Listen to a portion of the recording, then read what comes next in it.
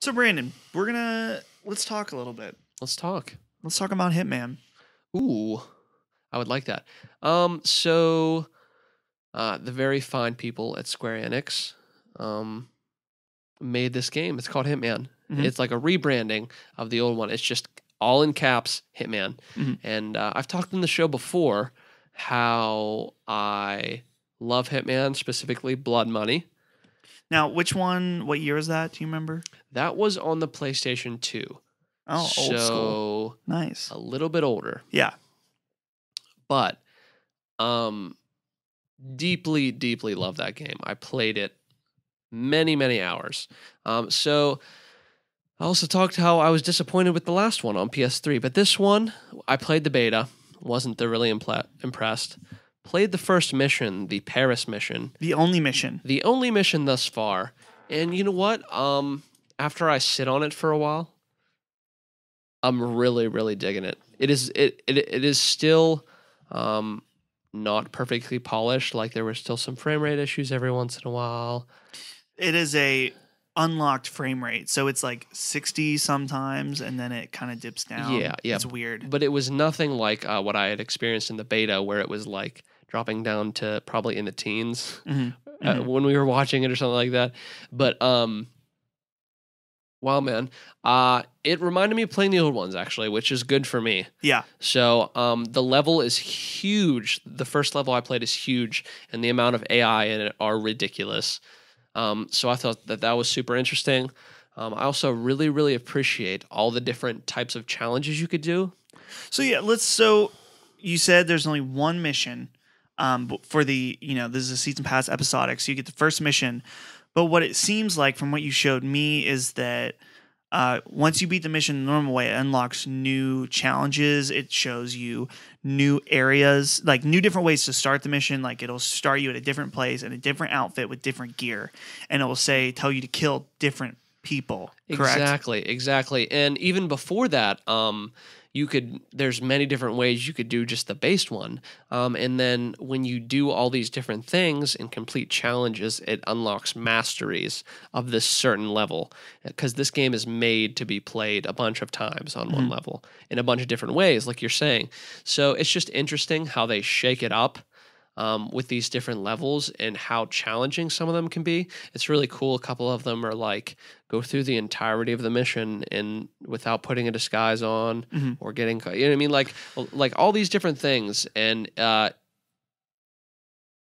thought at first it was going to be a little bit annoying to try and complete all these challenges, but it's actually turned out to be pretty fun.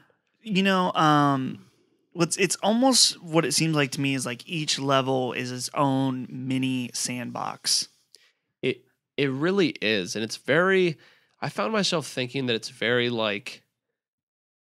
Obviously, it's like a stealth game, but like very puzzle like sometimes. You know what I mean? Which is really interesting to try and fit together and kind of free form flow through these levels. It actually kind of reminded me, what was that sneaky spy game that we were playing with all those different colors? The sneaky spy game. We streamed it. You know what I'm talking about? The sneaky spy game with all the different colors. We Saturday streamed it.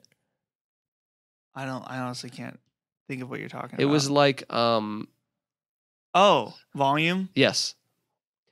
Like parts of it, I was thinking about that game because you sort of have to strategically move sometimes like that, and it's really interesting. Am I jazzed that there's only one mission out yet? No, but there's also things like it's an interesting way to go about it because would you, if it was all the missions at once, then you would want to blitz through each mission. Not blitz, but you know what I mean? You would play each mission once, probably. Yeah, exactly. And then maybe you would go back. But this gives you more incentive to really dive into each level, which could be a good thing. You maybe find in the end you'll like that more. Yeah, I mean, that's very possible. I guess I'm not used to playing games like that, so it's a little frustrating. But in addition to the base level type thing with the different variants in challenges you could do, they have this new contract type mode. So there's obviously a bunch of AI, and in this particular map, Paris, it's a mansion. What I like is that the mission you showed me, the mission, I guess, there's like a fashion show going on, and so you can appear as this fashion model guy and walk the runway as part of a challenge. Yeah. It's just so unnecessary. But it's really funny. It's really, really awesome. But no, there's a contract mode, so obviously there's a lot of AI on the map, and the contracts mode deals with you not taking out the targets that you have to for the actual mission. Mhm. It deals with you taking out different targets. So, like, for instance, the contract I did last night was eliminate all of these specific crew members on this certain floor. So I had like 5 targets, and this time they had all the exact same challenges. The challenge was kill with a lethal melee and be wearing my Agent 47 suit. So not only did you have to find a melee weapon to kill them with, but you're not allowed to be in that part of the building, I don't think, wearing the suit that is the challenge to do. So you got to sneak around and do all this slunking and stuff, you know what I mean? Mhm. So it was neat. I had to like climb up a pipe and like shimmy my way across a ledge and stuff like that. It was super cool.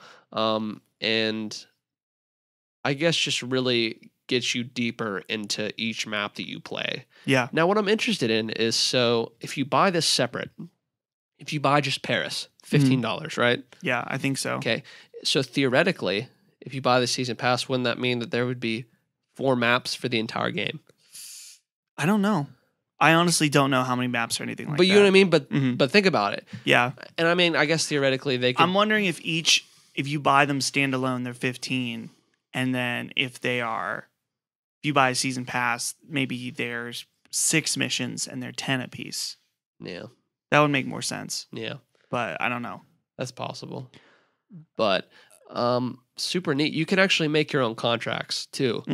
There's a contract making, so I'm sure it involves you. I haven't went to the tutorial, but I'm sure it involves you picking who you would want to kill and like how to make it challenging. And I think you could share that shit and then have other people play it. Yeah. It's neat. Interesting. It definitely seems really cool. I really want to play it at some point. I thought I was going to say one other thing, but so overall, you like the game? You recommend it? I do. I would recommend it to anyone who is a big fan of Hitman. And if you're thinking about getting into Hitman, I think that, it isn't super harsh.